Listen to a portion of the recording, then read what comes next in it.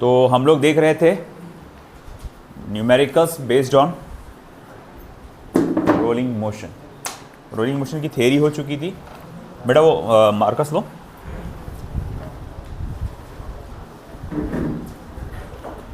Thank you. चलिए इसकी numericals लेते हैं।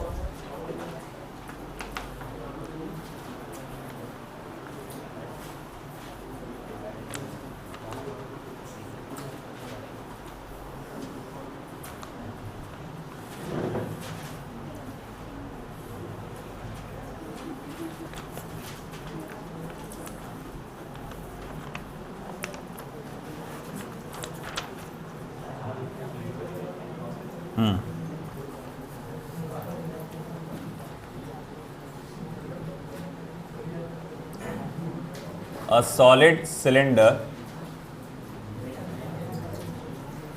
of mass capital M and radius capital R rolls without slipping. Rolls without slipping down an inclined plane of length capital L and height small h. First off, what is the speed of its center of mass when cylinder reaches its bottom?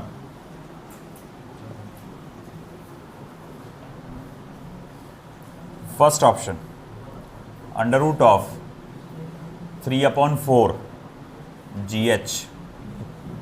Second option, under root of 4/3 GH. Third option, under root of 4 GH. And the last option, under root of twice GH.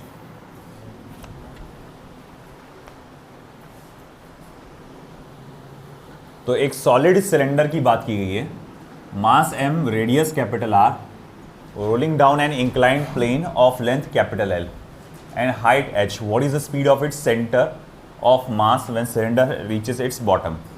अगर आपको याद होगा, किसी भी inclined surface पर, inclined बोले तो क्या होता है, देखो ऐसा है ना, ऐसा ढलान वाला सरफेस को बोलते हैं इंक्लाइंड सरफेस। किसी भी इंक्लाइंड सरफेस पे गोल ऑब्जेक्ट को आप रख कर छोड़ देते हो, वो रोल होते हुए नीचे आता है। अब जब ज़मीन पे पहुंचेगा तो उसकी वेलोसिटी क्या होगी? कल ही मैंने इसका डेरिवेशन आपको बताया था, under root of 2GH 1 + k² R²। Under root of 2GH 1 + k² R², ये फॉर्मूला मैंने आपको बताया था। अब आगे क्या? तो अब ऐसा है कि ठीक है, मेरे पास k² R² की वैल्यूज़ है। मैंने बोला था वो कम से कम उतना याद रखो, है ना, 1/2। Very good. डिस्क का k² R² क्या होता है? 1/2। चलो ये रिकॉल करते हैं हम लोग। रिंग का k² R² क्या था? 1। डिस्क का क्या था? 1/2, है ना। डिस्क और सॉलिड सिलेंडर सेम आता है। इसी तरह से मैं कहूँगा रिंग और हॉलो सिलेंडर का सेम आता है। हॉलो स्फीयर का क्या था? 2/3। और सॉलिड स्फीयर का क्या था? 2/5। तो अब देखो यहाँ पे मेरे को सिर्फ k² R² की वैल्यू याद करना है। 1/2 था वो, तो मैं लिखूंगा v = under root of 2GH 1 + 1/2। 1 + 1/2 3/2 होता है। वो 2 जाके इससे मल्टीप्लाई हो जाएगा, 4 बना देगा। तो आंसर क्या बनेगा फिर? 4GH/3। तो अंडर रूट ऑफ 4/3 GH कहाँ पर आ रहा? Second option. आया समझ में?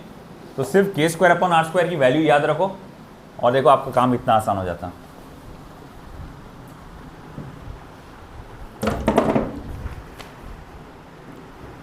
नेक्स्ट,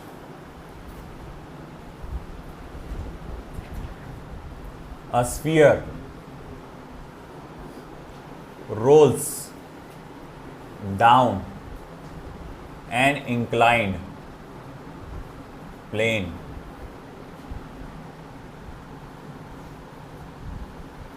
of inclination theta,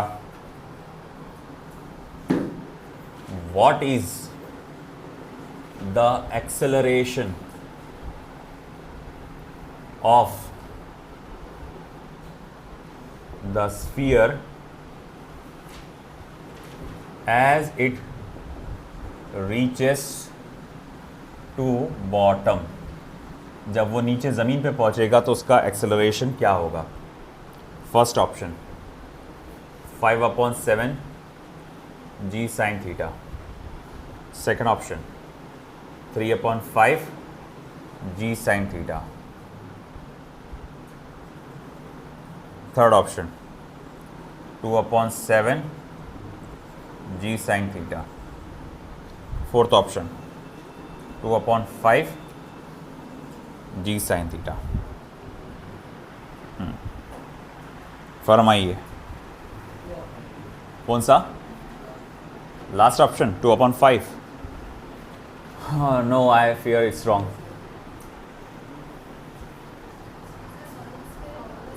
हाँ, स्फीयर बोले तो सॉलिड रहता, हॉलो स्फीयर के लिए वो शेल इस्तेमाल करता वर्ड, सिर्फ स्फीयर आया तो सॉलिड स्फीयर है ना, और अगर शेल स्फीयर हॉलो स्फीयर के लिए वो वर्ड शेल का इस्तेमाल करता।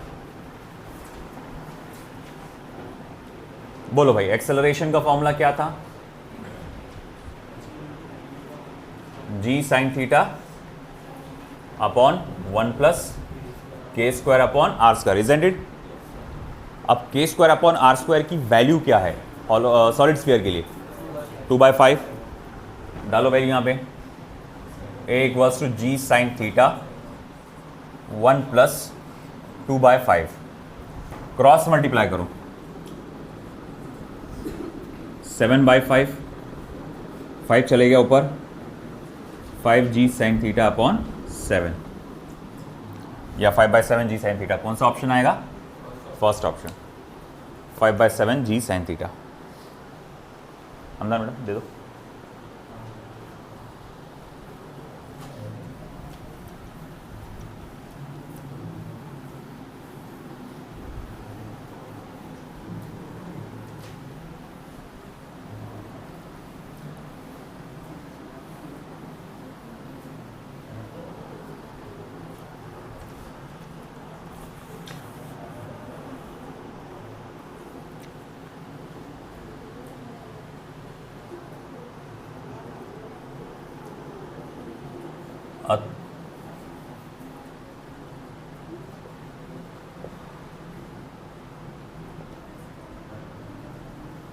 A thin uniform circular ring is rolling down an inclined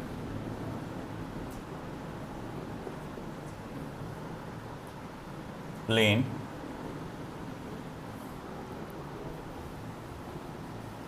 of inclination 30 degree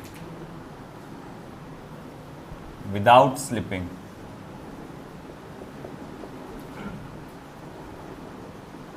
Without slipping. Full stop. Its linear acceleration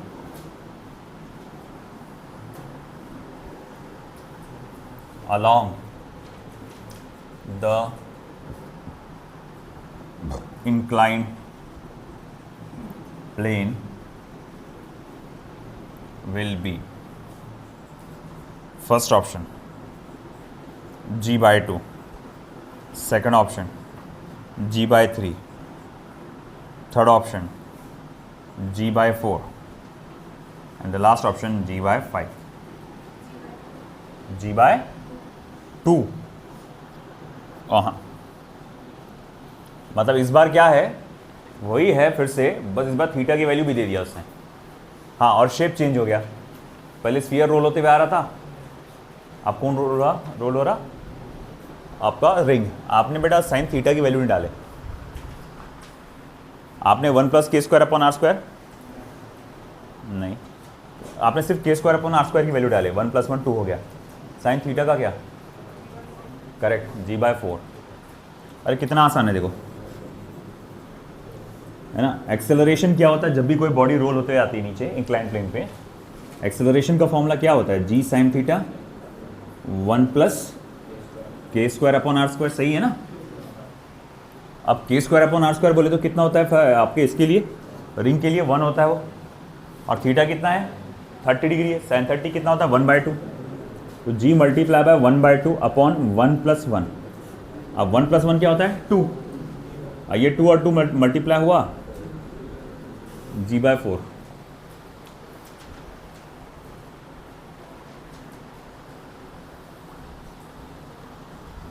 समझा कि नहीं समझा? अदीबा समझा? हाँ ठीक है, समझ गया। कहाँ ज़बरदस्ती बोले फिर सर आप फिर से समझाते बैठ जाओगे, टाइम लगा दोगे। हम चाह रहे जल्दी से जल्द फिज़िक्स का लेक्चर ख़त्म हो जाए, है ना, फिर हमारा प्रिय बायो चालू हो जाए बोले, है ना। है ना, जब तुम बायो पढ़ते होंगे, मेरे को तो ऐसा लगता है मेडिकल वालों को जब बायो पढ़ते होंगे तो म्यूज़िक बजते होंगे, ला ला ला ला ला है ना, है ना। आप बायो तो आप लोग को ऐसे ही लगता होगा भाई मेडिकल वालों को।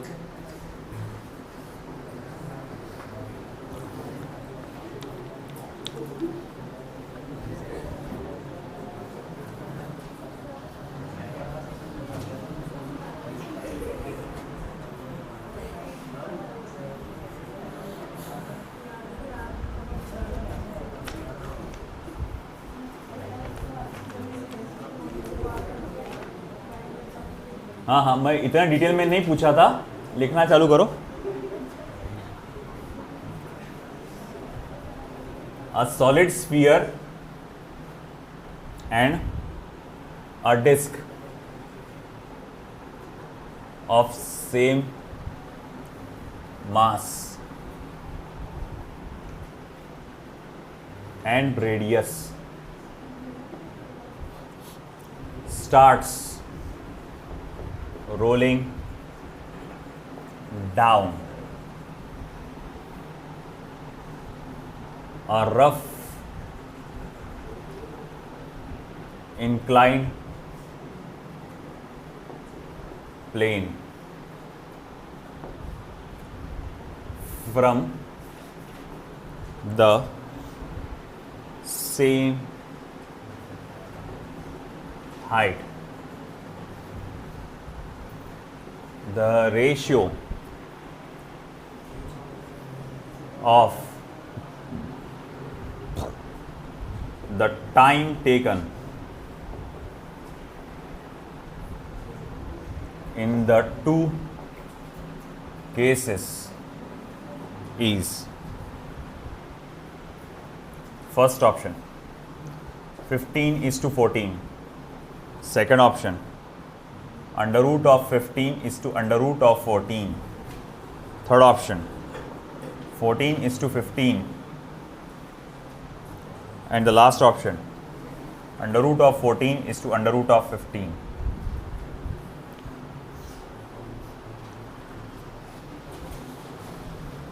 तो बोला है कि एक इंक्लाइंड सरफेस से पहले स्फीयर को नीचे ले जाया गया, बाद में डिस्क को नीचे ले जाया गया, है ना। सेम सरफेस है, थीटा सेम होगा, एच सेम होगा, बस आप जानते हैं शेप अलग अलग होने के कारण क्या बदला होगा, के स्क्वायर अपॉन आर स्क्वायर की वैल्यू बदली होगी। तो उसने बोला भैया टाइम टेकन का रेशो पता लगाओ। देखो पहली बात तो क्या करो, टाइम टेकन वाला जो फॉर्मूला है वो लिख डालो, टाइम ऑफ डिसेंट का 1 अपॉन नहीं रे साइन थीटा थोड़ी 1 अपॉन, हाँ साइन थीटा क्या 1 upon sine theta under root of twice h upon g 1 + के स्क्वायर अपॉन आर स्क्वायर। देखो दोनों शेप के लिए, सॉलिड स्फीयर के लिए, डिस्क के लिए, उनका मास सेम था, उनका रेडियस भी सेम था, उनको सेम हाइट से और सेम इंक्लाइंड प्लेन से नीचे उतारा गया है। अब हाइट सेम है, सेम इंक्लाइंड प्लेन है, तो क्या क्या बातें सेम होंगी, एच सेम होगा, साइन थीटा सेम होगा, और आर स्क्वायर भी ऑफकोर्स सेम होगा, मगर हमको तो के स्क्वायर अपॉन आर स्क्वायर चाहिए, तो उसको नहीं भी बोले तो चलता। और जी तो कॉन्स्टेंट जो होता है, तो मैं यहां बोलूंगा देख भाई, T is directly proportional to under root of 1 plus K square upon R square. बाकी ये मैटर पे ध्यान नहीं भी दिए तो चलता, बाकी को फोकस मत ही करो, ये भूल जाओ इनको है भी वहां पर। अपने को सिर्फ उसी चीज पे फोकस करना है जो वेरिएबल है। वेरिएबल है मतलब जो बदली जा सकती है, बदल सकती है। तो बोले क्या बदल सकती है? सिर्फ के स्क्वायर अपॉन आर स्क्वायर की वैल्यू, क्योंकि शेप अलग अलग है ना। बाकी चाहे सॉलिड स्फीयर हो चाहे डिस्क हो, उसके लिए साइन थीटा कैसा है? सेम है। बात समझे क्या? नहीं समझे? अरे भाई इकडे लक्ष द्या, हे आहे आपला इंक्लाइंड सरफेस, ये इंक्लाइंड सरफेस है, इसकी हाइट फिक्स है ना, इसका एंगल ऑफ इंक्लिनेशन सही है, सेम है। आपने यहां पर पहले एक स्फीयर को, पहले स्फीयर ही रखे ना, सॉलिड स्फीयर को ऐसा रखे छोड़ दिए, दर दर दर दर दर दर रोल होते हुए आ गया, समझे ना। अब कौन उठाए? डेस्क, उसको रखे छोड़ दिए, धर धर धर धर धर आ गया। अब मुझे एक बात बता, तूने क्या बदला? क्या बदला? बॉडी, बॉडी बदला ना, शेप बदला ना। पहले क्या था? सॉलिड स्फीयर, बाद में क्या था? डिस्क। तो सिर्फ यही दो चीज बदली ना। मुझे एक बात बताओ, इसका एच बदला क्या? थीटा बदला क्या? तो भैया इस फॉर्मूले में थीटा और एच दोनों के लिए कैसा होगा? सेम होगा। अगर ये फॉर्मूला मैं स्फीयर के लिए लिखता हूं या फिर ये फॉर्मूला मैं डिस्क के लिए लिखता हूं, सिर्फ एक वैल्यू है वो चेंज होगी, वो क्या है? के स्क्वायर अपॉन आर स्क्वायर। बाकी की सारी बातें कैसी रहेगी? सेम रहेगी, है कि नहीं? इसीलिए मैंने डायरेक्टली प्रोपोर्शन उसको लिखा। अब आप कहीं सोच रहे होंगे सर ये 1 प्लस क्यों लिखे? फिर बेटा उसको नहीं चेंज कर सकते, वो ब्रैकेट के अंदर है। तो हम क्या कहेंगे कि बाकी सबको हटा दिया, क्योंकि मुझे मालूम है दोनों चीज़ें कैसी है? सेम है, वो कांस्टेंट है। अब अगर मैं कहूँगा ठीक है, जब टाइम फॉर, पहला कौन है? स्फीयर, और दूसरा कौन है? डिस्क।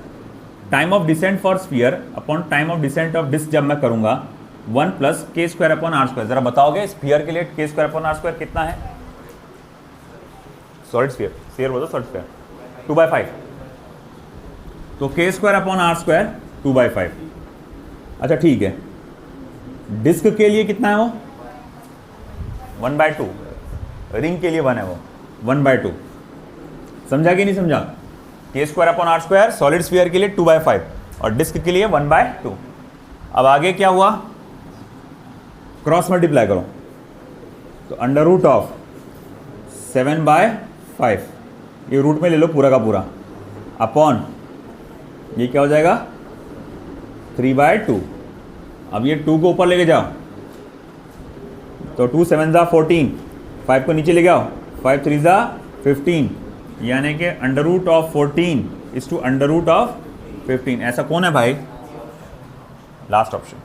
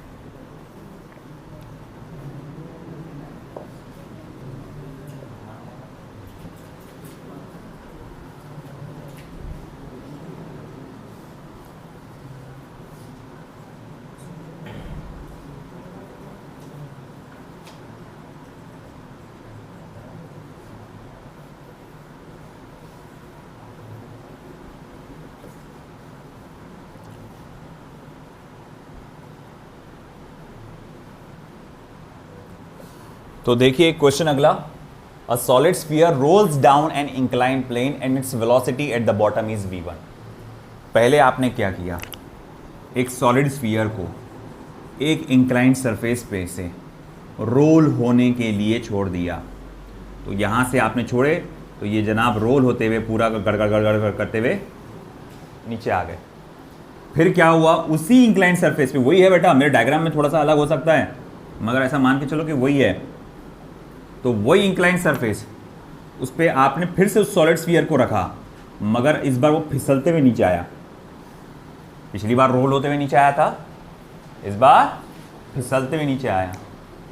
फर्स्ट टाइम उसका रोलिंग मोशन था, सेकंड टाइम उसका लीनियर या ट्रांसलेशनल मोशन था। तो उसने बोला पहले अगर उसकी वेलोसिटी v1 थी और बाद की वेलोसिटी अगर v2 थी तो दोनों में क्या रिलेशन है, क्या रिश्ता है, ये रिश्ता क्या कहलाता है बताओ, है ना? नन ऑफ दीज, ये नया, ये आगे तो बोले नन ऑफ दीज ही होगा, है ना? हट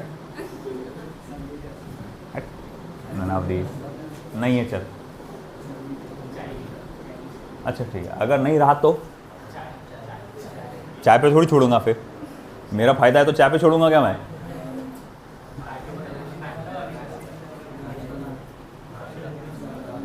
बोलो। अच्छा एक बात बता, पहले एक बात बताओ, ये इधर नालायक हो गए, ऐसा बिहेव मत करो। पहला मोशन कैसा था? बहुत अच्छा था। अबे रोलिंग मोशन था, पहला मोशन कैसा था? रोलिंग मोशन था, है ना? आपको मालूम है जब भी कोई बॉडी रोल होते हुए आती है इंक्लाइंड सरफेस पे और आखिर में ये कोने पे ज़मीन पे आती है तो उसकी वेलोसिटी क्या होती है, वो निकालने का फॉर्मूला मालूम है ना? कौन सा फॉर्मूला? अरे नालायक को, पहला ही प्रॉब्लम जो लिए थे √2gh, है ना, अपॉन 1 + k² अपॉन r²। तो वो फॉर्मूले से आप v निकाल सकते हो, है ना? चलो ठीक है, निकालते हैं फिर। तो पहला जो मैं बोलूँगा कि पहला मोशन जो है, पहला इंसिडेंट ये है कि भैया वहाँ सिर्फ रोलिंग मोशन है। फर्स्ट जो आपका रोलिंग मोशन हुआ, पहले इंसिडेंट में क्या हुआ? सिर्फ रोलिंग मोशन हुआ। तो v1 = √2gh upon 1 + k² upon r²। अच्छा ठीक है, कौन सा बॉडी था वो? Solid sphere. सॉलिड स्फीयर के लिए k² अपॉन r² की वैल्यू क्या होती है? 2/5, है ना? तो मैं बोलूँगा ठीक है भाई, फॉर्मूला रहेगा √2gh 1 + 2/5, वो कितना हो जाएगा? ये 7/5, हाँ 7/5, और ये जाकर 10 हो जाएगा। तो √10gh अपॉन 7, √10gh अपॉन 7, समझाइए, है ना? ये क्रॉस मल्टीप्लाई किए तो 5 + 2 7, 5 चले जाएगा ऊपर, 5 × 2 = 10, 10gh अपॉन 7। ये मैं नोट करके रखता हूँ, ये मेरे पास v1 का फॉर्मूला है। ये काय का फॉर्मूला है? v1 का। अब निकालना है v2 का। जब भी कोई चीज़ सीधा सिर्फ स्लाइड होते हुए आ रही है, बेटा देखो अब क्या हो रहा है, सिर्फ ट्रांसलेशनल मोशन है, ट्रांसलेशनल मोशन। ये रहा आपका इंक्लाइंड सरफेस जिसकी हाइट है h, और ऑब्जेक्ट यहां से बस फिसलता हुआ आ रहा है। याद रखे, बस वो फिसलता हुआ आ रहा है, ऐसा गोल गोल घूम के नहीं आ रहा है ना, वो बस फिसलते हुए आ रहा है और यहाँ पर टकराता है। तो अब यहाँ पर वेलोसिटी कितनी होगी? मैं बोलूँगा कितनी हाइट कवर किया उसने? h। तो ऊपर से नीचे कितना आया हुआ? h। तो v = √2gh का फॉर्मूला लगाएंगे आप, काइनेमेटिकल इक्वेशन, v = √2gh। तो ट्रांसलेशनल मोशन के लिए फॉर्मूला क्या रहेगा? v2 = √2gh, है कि नहीं? अब इसको गौर से देखो, अब यहाँ पर ये तो रूट में आएगा, ठीक है देखते हैं। √10/v1 = √10gh। मैं इसको क्या लिख सकता हूँ? From 1 v1 = √5/7 multiply by √2gh। 10 को क्या लिखेंगे? 2 × 5 = 10, तो 2 का अलग कर डाला मैं। अब इतने पार्ट को मैं क्या लिख सकता हूँ? √2gh को v2 लिख सकता हूँ। The v1 = √5/7 times of v1।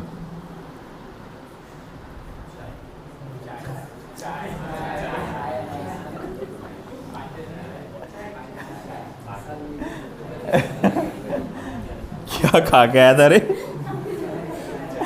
None of this. हाँ तो भाई ठीक है, हो जाता है कभी कभार। तो नन ऑफ दिस। रूट में आ रहा है वो असल में, इस वजह से मेरा ध्यान उस पर था। दिया रे तेरे को चाय, जा। ऐसे तो कितनी चाय उधार है मेरे पर। चलो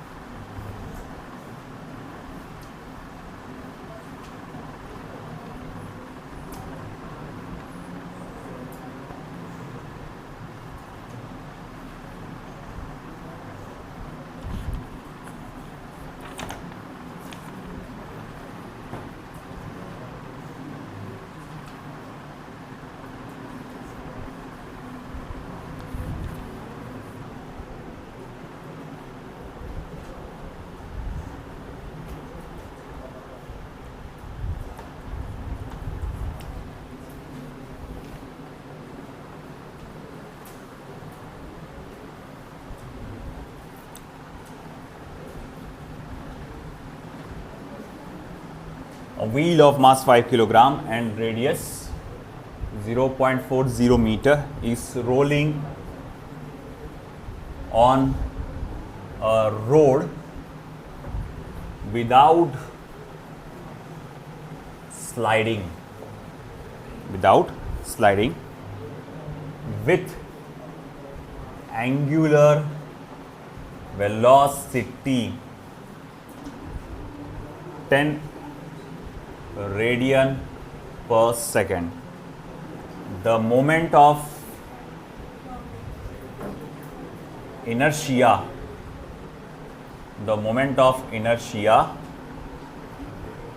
of a wheel about the axis of rotation is 0.65 kilogram meter square. Full stop. The percentage of kinetic energy of rotation in the total kinetic energy of the wheel is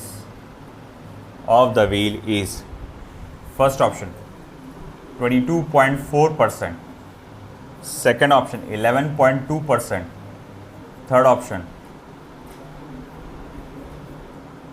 88.8% and the last option 44.4%. तो देखो एक wheel है, उसका मास दिया हुआ है, उसका radius दिया हुआ है, rolling down and incline on a road surface without sliding with angular velocity 10 radian पर सेकेंड. ओके ठीक है. the moment of inertia of the wheel about the axis of rotation is 0.65 kilogram meter square. The percentage of kinetic energy of rotation in the total kinetic energy of the wheel is. देखो wheel कौन से motion में है, rolling motion में. तो उसने बोला है कि रोलिंग मोशन में रोटेशन भी होता है, ट्रांसलेशन भी होता है. तो आउट ऑफ टोटल मतलब रोलिंग काइनेटिक एनर्जी में से कितना हिस्सा आपका रोटेशनल काइनेटिक एनर्जी है. तो कैसे निकालेंगे आप, कितना आ रहा, आप सिंपली क्या करने वाले हैं, रोटेशनल काइनेटिक एनर्जी को रोलिंग काइनेटिक एनर्जी से डिवाइड करके आप उसे 100 से मल्टीप्लाई करने वाले है ना. और रोटेशनल काइनेटिक एनर्जी का फॉर्मूला क्या है, half of I omega square. और आपके इसका क्या है, half of M V square 1 plus K square upon R square. एक ये फॉर्मूला है ना. या फिर अगर आपके पास रेडियस ऑफ गायरेशन की वैल्यू है, क्या नहीं, क्या क्या आपके पास मास है, आपके पास रेडियस है, ओके, आपके पास एंगुलर स्पीड है, ओमेगा है, और मोमेंट ऑफ इनर्शिया है, ओके. तो क्यों ना मैं ये वाला फॉर्मूला इस्तेमाल ना करके half of M V square ये वाला यूज करूं. मैं रोलिंग काइनेटिक एनर्जी का ये वाला फॉर्मूला यूज नहीं करता, मैं ये वाला यूज करता हूं. चलो, half of M V square plus half of I omega square, half of M V square plus half of I omega square. ये क्यों यूज कर रहा, के नहीं है ना मेरे पास, हालांकि के निकाल सकते हैं, ऐसा कुछ नहीं है, मगर वो काम बढ़ जाएगा. तुम half of I omega square निकालोगे ऊपर तो नीचे भी मिल जाएंगी उसकी वैल्यू. और मास तो अपने को मालूम है 5 किलो. वी निकल जाता, वी कहाँ से निकलता, आर इंटू ओमेगा से, है ना, आर इंटू ओमेगा से वी निकल जाता. तो चलो एक काम करो, डालो वैल्यू, पता लगाओ क्या आ रहा आंसर. 44.4% आता हूँ, करेक्ट, गुड. 44.4% आएगा. वैल्यू डालो सारी की सारी, डालकर देखो. आई की वैल्यू डालो 0.65, ओमेगा कितना है आपका 10 है ना, उसका स्क्वायर क्या हो जाएगा 100, हाफ है ना. और फिर बाद में एम वी स्क्वायर, मास तो दिया हुआ है 5 किलो, वी की वैल्यू आर इंटू ओमेगा है ना. तो जब पूरा फाइनल कैलकुलेशन आप करोगे तो 44.4 आएगा आंसर. चलो करके देख लो आप.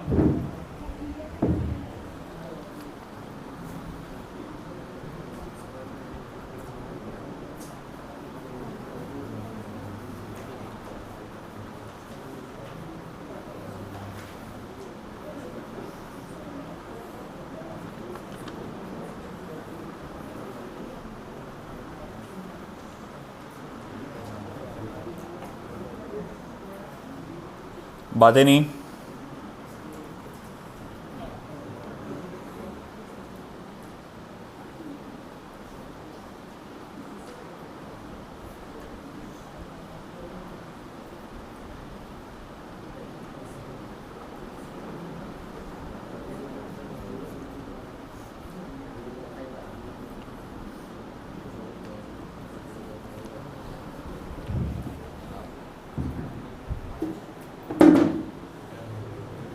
an important question.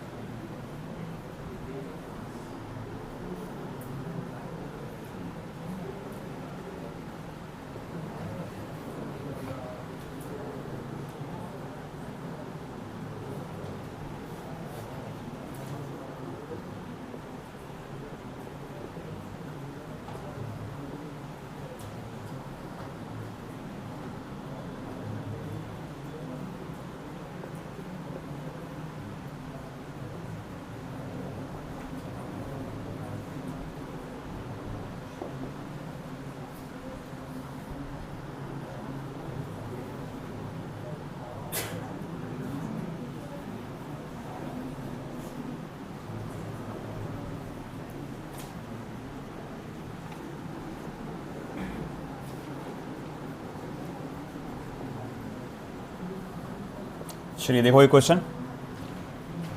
A solid cylinder of mass capital M and radius capital R rolls without slipping down an inclined plane, making an angle theta with the horizontal. Then the force friction acting on the cylinder is. So first option 2/5 mg sin theta. Second option 1/3 mg sin theta. Third option 2/5 mg sin theta. And the last option 2/7 mg sin theta. Force of friction क्या रहेगा इसमें से?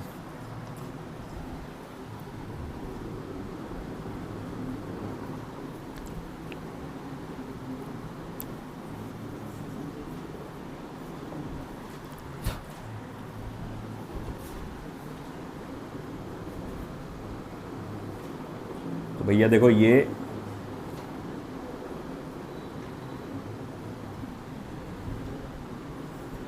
Imagine करो और यहां पर एक body है जो रोल होते हुए जाएगी.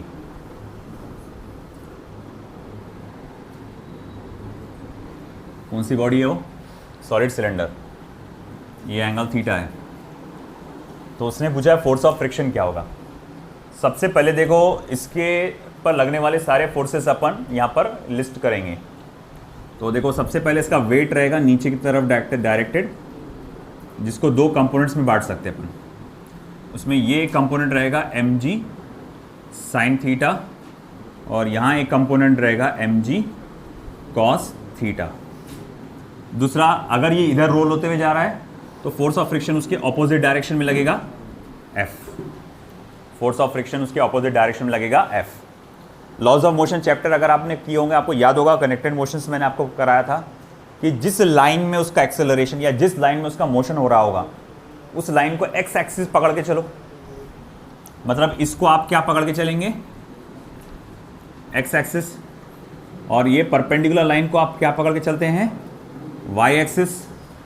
तो अगर आपको याद होगा उसमें अपन ने किए थे summation f x is equals to m a, है ना. Summation m x is equals to m a, summation f x is equals to m a. अब समेशन एफ एक्स यानी total force acting along x axis वो कितना है? mg sin theta. तो वो कितना है? mg sin theta minus force of friction is equals to ma.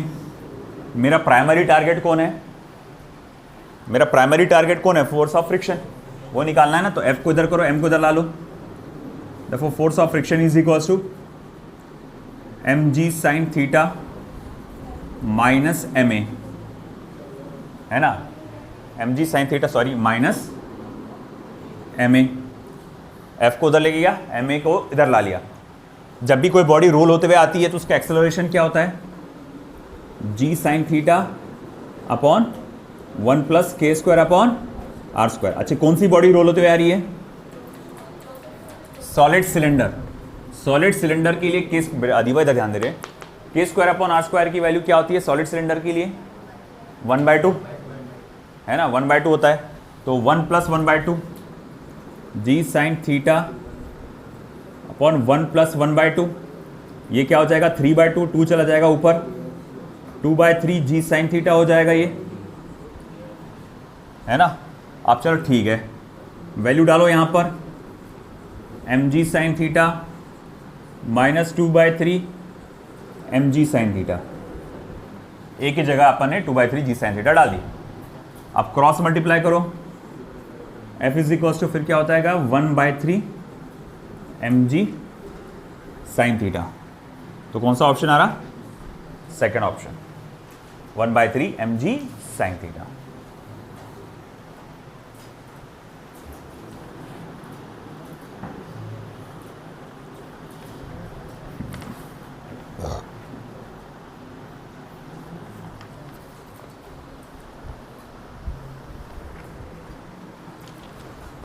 ठीक है, बाकी के हम लोग देखते हैं बाद में.